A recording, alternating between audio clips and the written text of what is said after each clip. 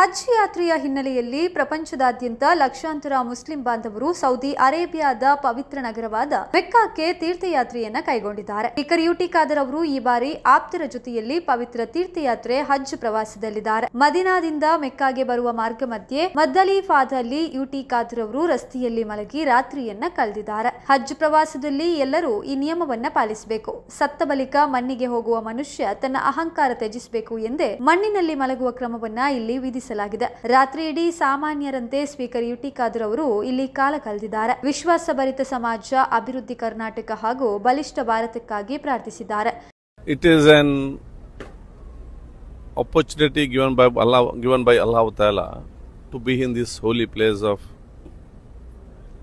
Makkah, Medina and the holiest place Arafah to perform our Hajj.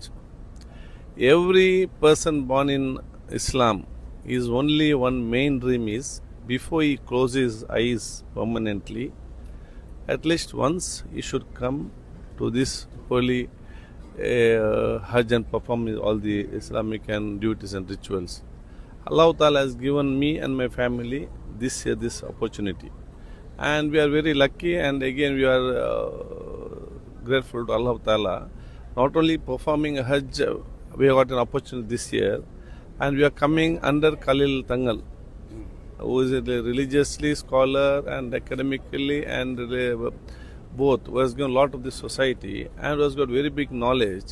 ಸಾವಿರಾರು ಕೋಟಿಯ ಒಡೆಯನಿಗೂ ಹಜ್ ಯಾತ್ರೆ ಮಾಡುವ ಯೋಗ ಇರೋದಿಲ್ಲ. ಅಲ್ಲಾಹ್ವನನ್ನ ಸ್ವಚ್ಛ ಮನಸ್ಸಿನಿಂದ ಪ್ರೀತಿಸಿ ಇಹಲೋಕದಲ್ಲಿ ಮಾಡಿದ ಕರ್ಮದ ಪ್ರತಿಫಲ ದೇವರು ತನ್ನ ಮನೆಗೆ ಕರೆದುಕೊಳ್ತಾನೆ ಎನ್ನುವುದು ಇಸ್ಲಾಂನ ನಂಬಿಕೆ.